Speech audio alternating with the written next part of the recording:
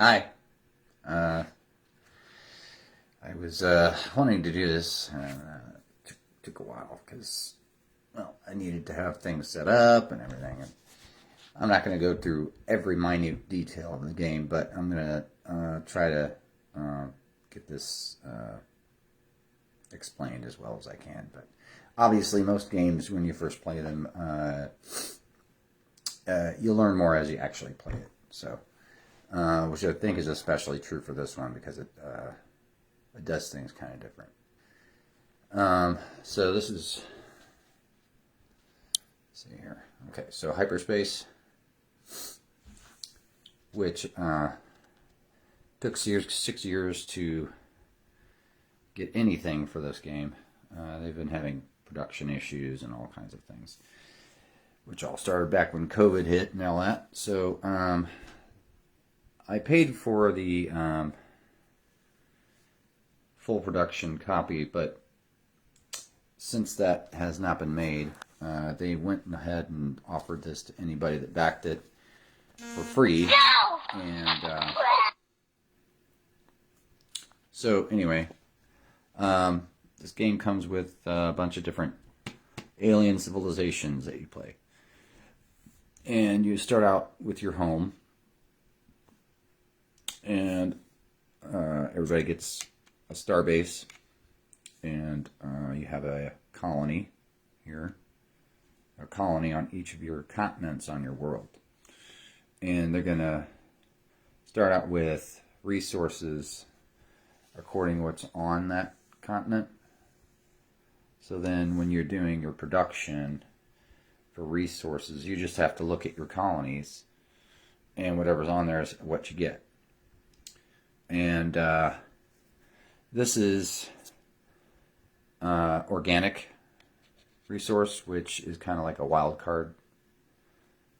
Which, if there's one on the planet, it just sits there. And then when you pick up your resources, you just pick this up, and then that doesn't get replaced until you do production again. And if you have a citizen there, then the citizen will produce these. So you got metal and atomic and organic. And then depending on which civilization you play, it's going to tell you what your starting fleet is. So the Broodmasters start with one destroyer. And everybody has the same ships with the exception of your special ship. So, and then your citizens. So, and then you just get your color for each player, and you put your standees in there. So you got your small ship, which is your corvette. You got your destroyer, which is this thing. And then you got a cruiser, which is the big ship. And on the sheet, it tells you their statistics. So this is the cost at the top to build one. So there. And then the second number is the die that they roll in combat.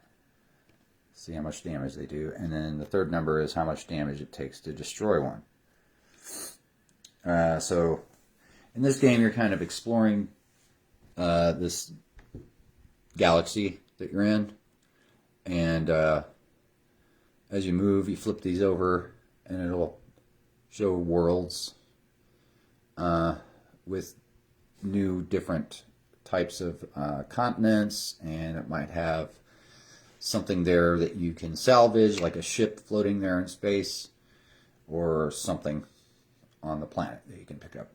It could even have like an alien race that's living there that when you go there, you just kind of, you take over the planet. And so then that alien will produce organics for you. And the cool thing is when you discover a planet, there'll be these continents, right? So then you can build a colony there. But if it's got multiple continents, other players can build these colonies there, even if they don't have a ship anywhere nearby. Because as soon as the planet is revealed, it's known. So it's a known planet. So now it becomes a known planet for everybody. And so everybody can colonize the planet. And you can choose to live peacefully. But the nature of this game is that you'll eventually have conflict. And so you're just basically trying to conquer as much of the galaxy that there is. And each race has their own weaknesses. They have a bonus, and then they have a victory. So these are advantages and disadvantages. So this one says your corvettes, which is your little ships here.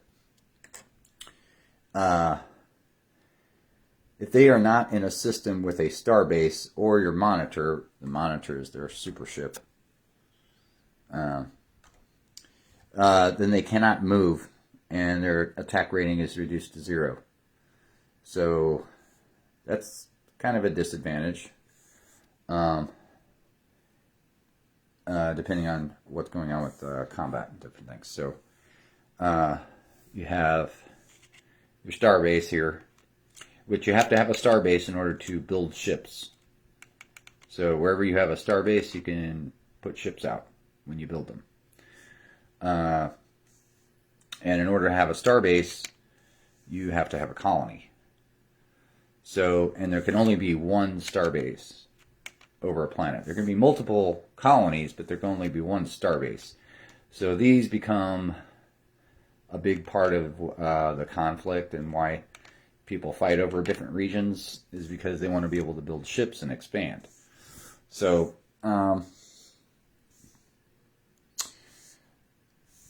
this game has, you have 3 actions, three key actions is what they call them. And so when you choose to do a key action, you'll just flip this over to the black and white side, the gray side, or whatever you want to call it.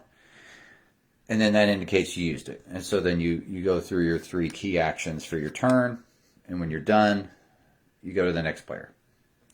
And there's no real phases.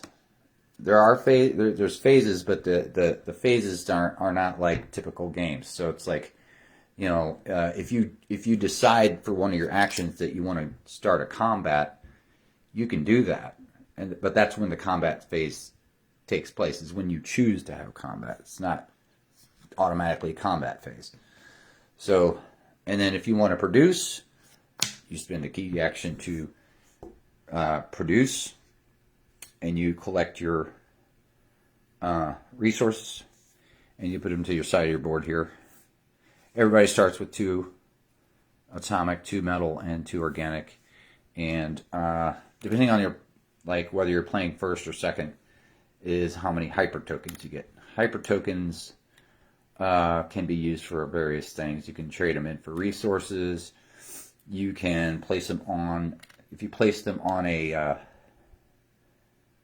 colony, then it increases their defense. They can also be spent for getting secrets. Secrets are basically these little bonus cards that give you stuff. So choose a rival. You choose how many victory points that rival gains from 0 to a maximum of 3. You gain hypers equal to those gained victory points plus 1. And then you hold on to the card, because at the end of the game, when you're counting your victory points, the secret is going to be worth 2 points. So that part you do not reveal. So you just read the card, and then you basically put it face down and hold on to it till the end of the game. And there's different things and ways that could cause you to gain secrets throughout the game. A lot of the time, they will tell you, give an opponent something, and then you gain something. when you have your planet set up here with all your resources, you're going to track that on here. So you can see they got one metal, and then they got 3 atomics. So then you just put this on the wherever that track is. And you're also going to have these technologies. You have 2 that are specific to your race, which you have to spend a key action to research them. And each one has a different cost. And when you do it, like these tell you, you give a rival organic. That doesn't come from you. That comes from the supply. Okay, so you don't have to, unless it tells them, unless it says you must pay. If it says pay a rival from, like if it says pay a rival an organic, then it has to come from yours. But if it's just, if it just says choose a rival to gain something, that just comes from the general supply. So some things in this game are not key actions, they are extra actions. Extra actions are basically, you can do as many of those as you want. And every action may or may not have a cost. Like some civilizations you can make your civilians for free. Not all of them, but some of them you can. And even though you don't pay anything, it still costs you a key action to do that. So let's just go through a basic thing here. Okay, so start a turn, right? So the Broodmasters are curious about this place here. So when you want to go explore, it's going to cost you 2 atomics. Okay, so you're going to take 2 atomics off of here. And you're going to move this ship, right? You can move any number of ships.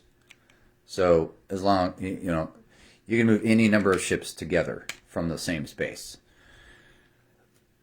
when you do this. So you can choose as many as you want or as little as you want. So they only have the destroyer right now, so they're going to send the destroyer out. And it's going to flip this over. And we got Zeta Leonis. Okay. So they've discovered Zeta Leonis. It is a very small planet. It only has 1 continent. And it's going to have 2 metal. Right? So there's going to be metal here. Okay. So right now there's no colony there.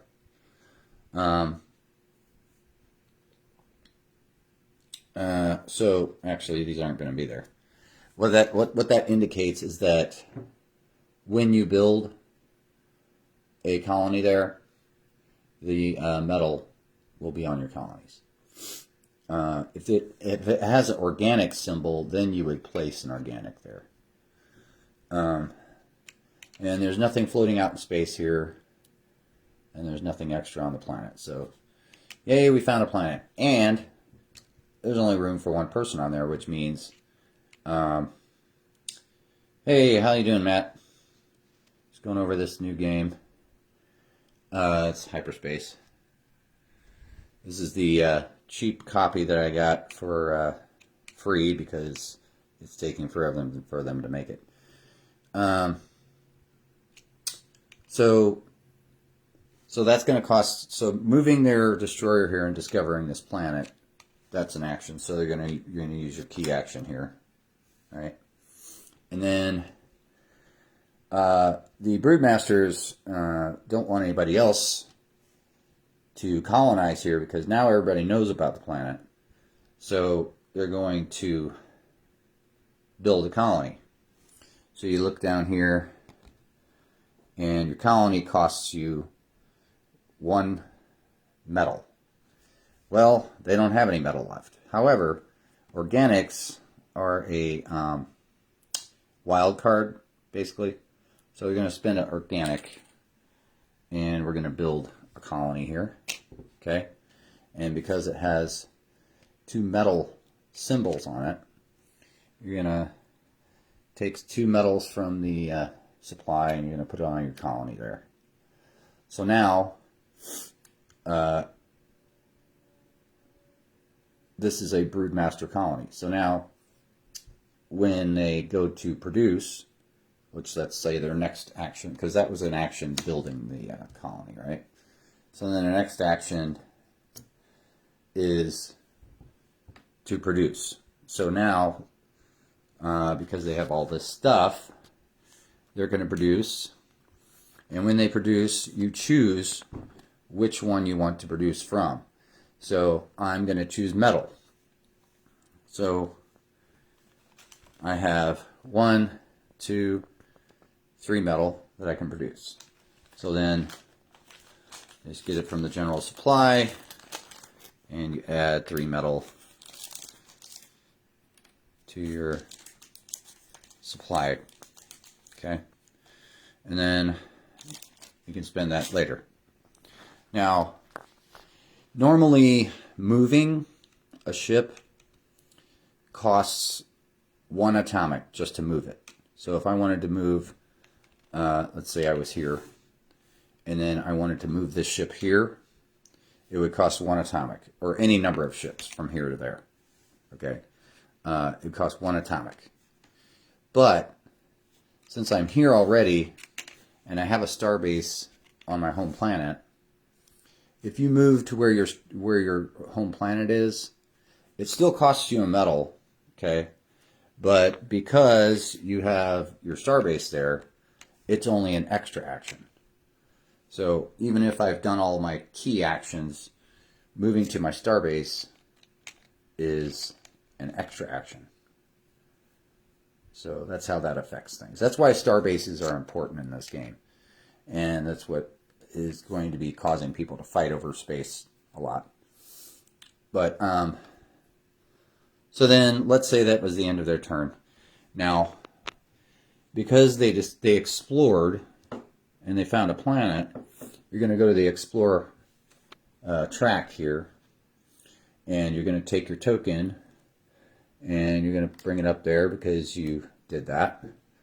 And because you did that, you're going to get a hyper token as a reward. So, so then you would get one of these, right, which are useful for fortifying your colonies, or you can spend these to get resources and different things. All right, so then the Venge, or no, not the Venge. I mean, this is the Skith. So the Skith are a very weird race. These guys are well, it's actually 1 Skith. So, anybody else enjoying these wonderful gnats that have been flying around lately? Anyway, so the Skith is a time traveler. He's actually 1 guy, but anybody familiar with Marvel Comics and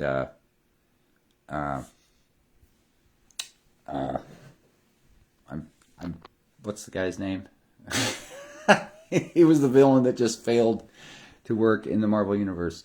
Anyway, so the Skith travels time, and if he needs more ships, he contacts himself through time, and all of a sudden 100 more versions of him from the future show up, or the past show up, and now he's got more of himself.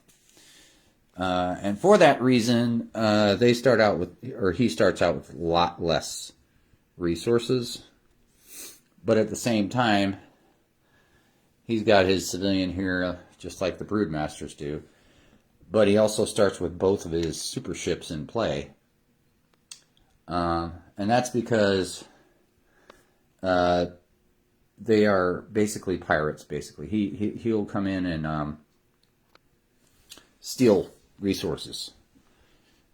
He can use these ships during when he goes to get resources.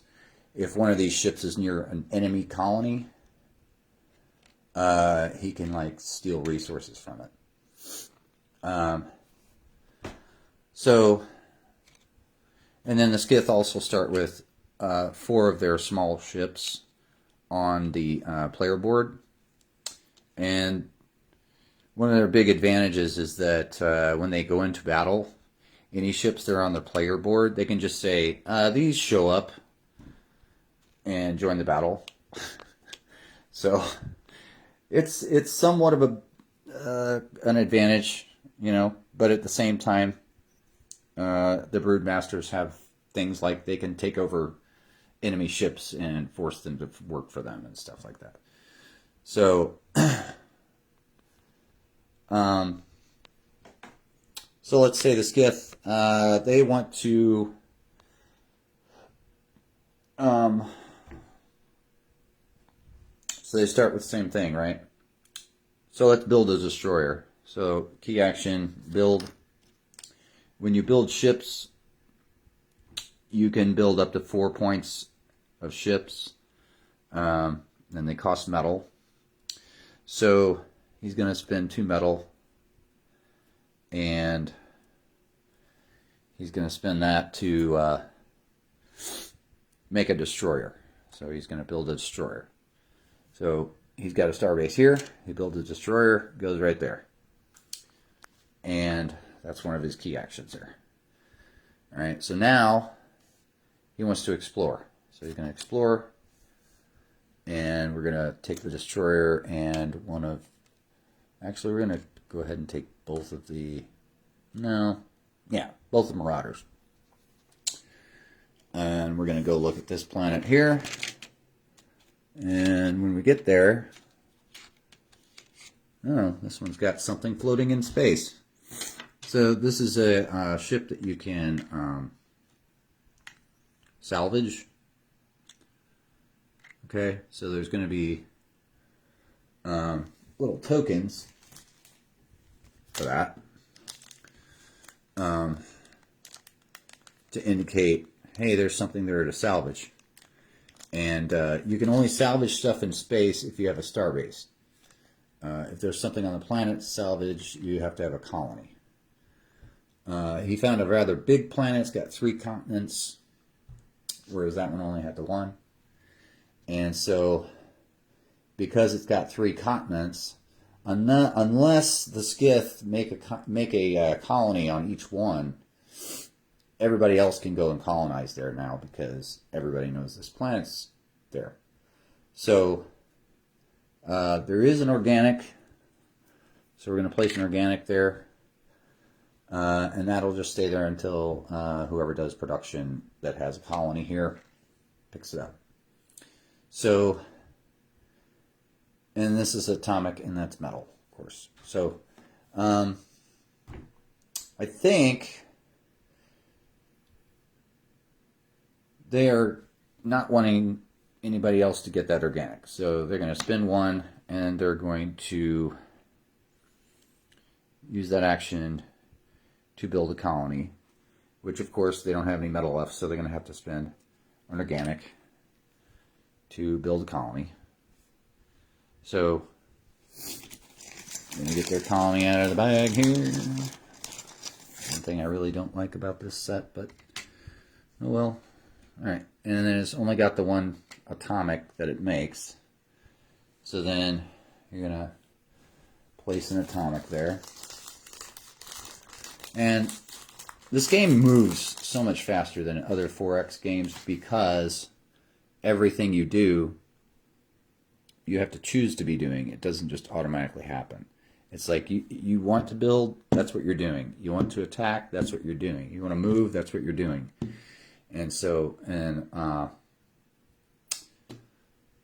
so he's out of key actions, so he cannot produce, which means he can't pick this up right now. However, if he wants to move a ship back to his home world, he can always spin an atomic, which he only had the organic left, and then he can move a Marauder back because he has a starbase. and that's an extra action because he has a starbase there. So then you're just going to go around and around, okay? And he also explored, so he's going to go up here, and he's going to get one of these. But he started with 2 because he was a second player.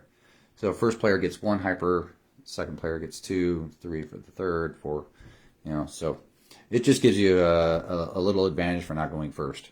And then this is your victory point track. And so you're going to have your victory point token here. And as soon as somebody gets to 15 victory points, they can choose to end the game. You don't have to, but you have the option. If you do, everything stops, everybody counts the points, and that's it. You also get victory points from these secrets, which you'll get, and every secret will give you something, and it usually gives a rival something also. And then it'll have like a random number at the bottom, which are victory points at the end of the game. And then you read this aloud, and then you hide the card on the and so that nobody knows how many victory points you're getting from it. And there's a bunch of them. So some of them just give you a hyper token,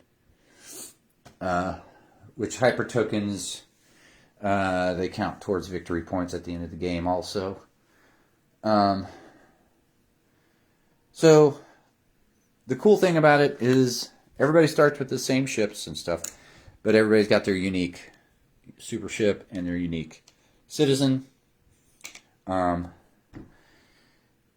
But they all have their advantages and disadvantages. So like his weakness is all of his techs cost more than anybody else's. So he's got these cool techs, but they cost him more to make. And he starts out with the least resources. So it's kind of a balancing thing because, yes, he starts out with all these ships that he can bring into battle or whatever. But if they get destroyed, he doesn't have the resources to go back and build them again. So it takes him time, which is kind of funny because he's a time traveler. And then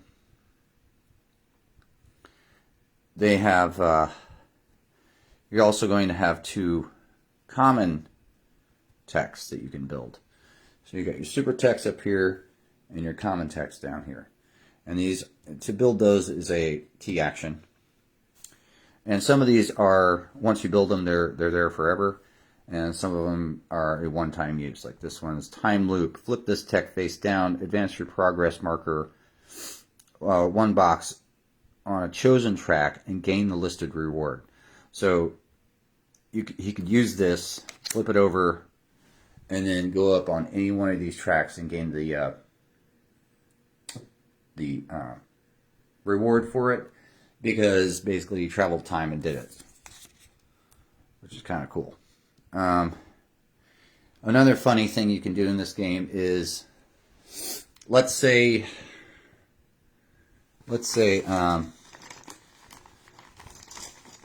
you built a starbase out here.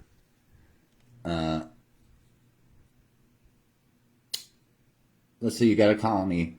Let's say you destroyed this colony, right? And you built a starbase. And then something happens over here and your fleet gets destroyed. And they've built a giant fleet over here. All right? And rather than send a fleet trying to save this, you want to get the resources back from your stuff. Well, you can self-destruct your own things. And then you get resources for doing that. So you kind of have a way of making sure things that are like out there that you may not be using, you know, that are it's detrimental to you for some reason, you can just get rid of it.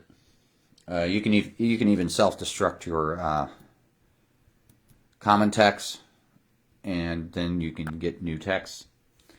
Because the common techs are, everybody has advantage. I mean, it's just like a pile of cards you draw randomly from.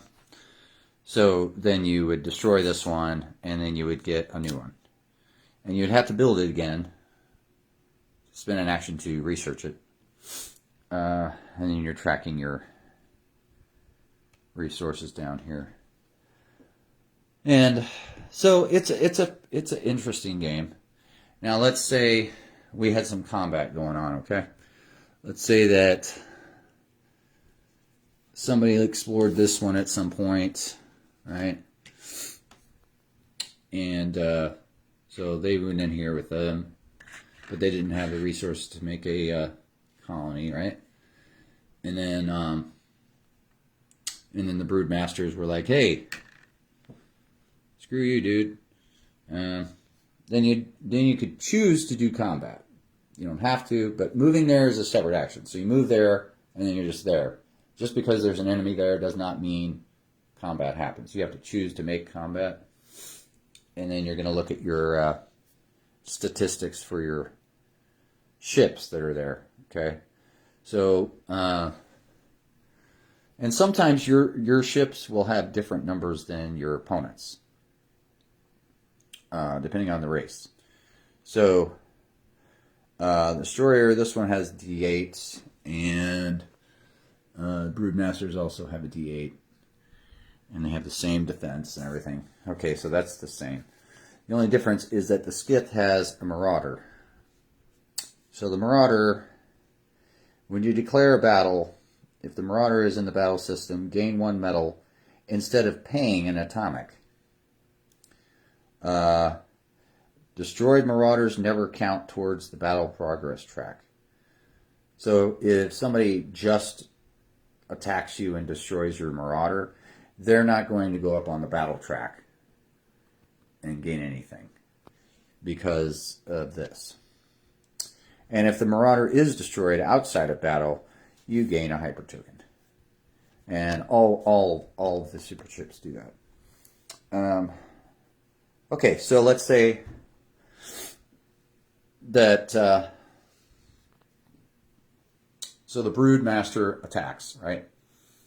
So he's going to take an 8-sider, right? And you can both roll at the same time because it doesn't matter.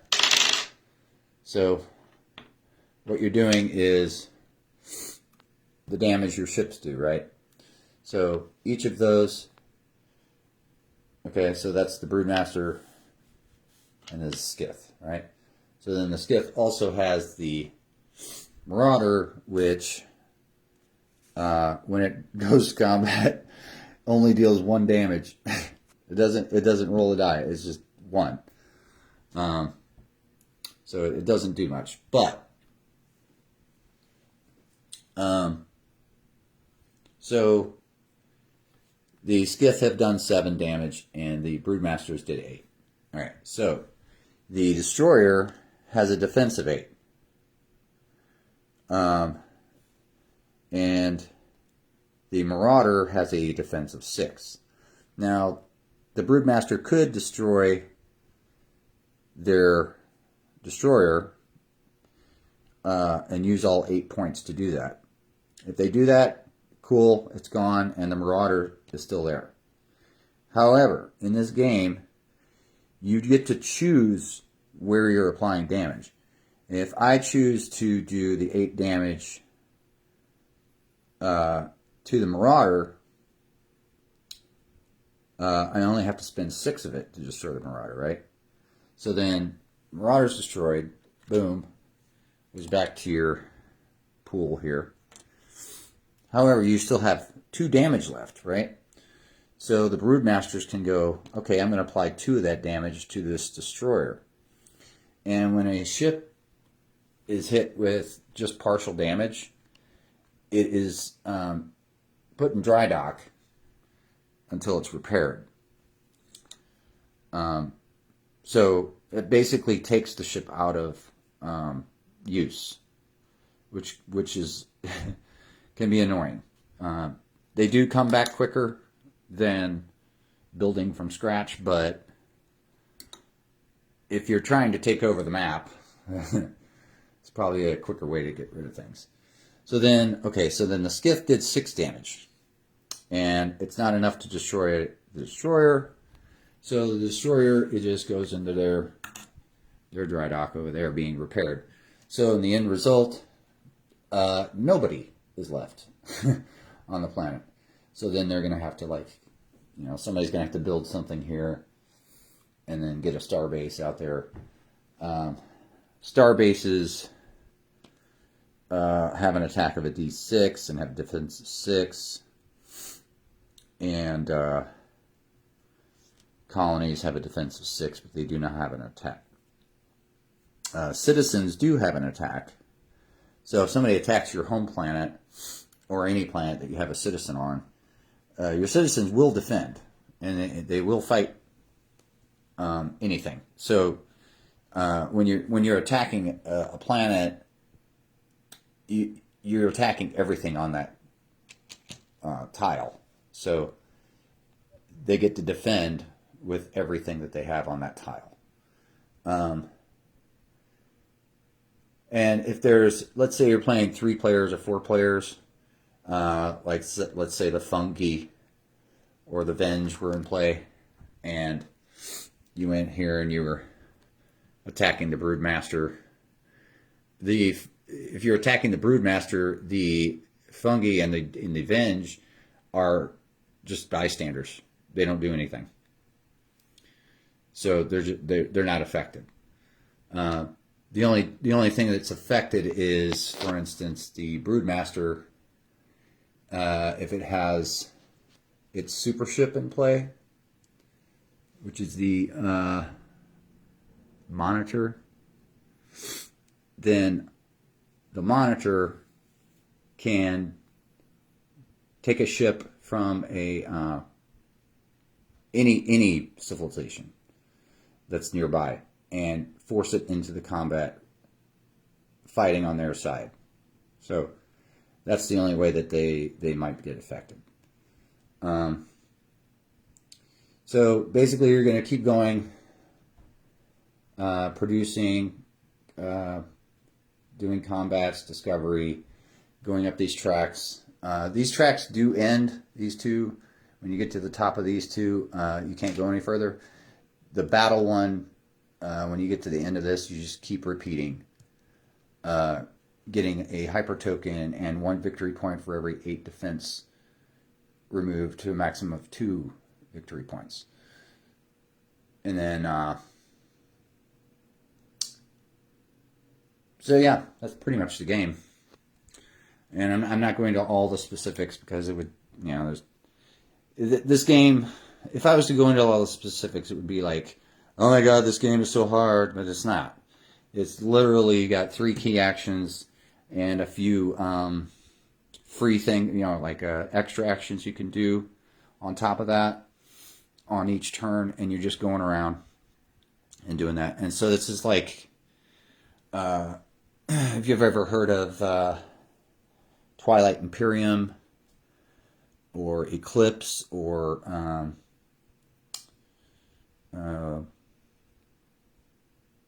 there's a game that was made by the Dwellings of Eldervale people that was like Dwellings of Eldervale in the space. Those are all 4X games.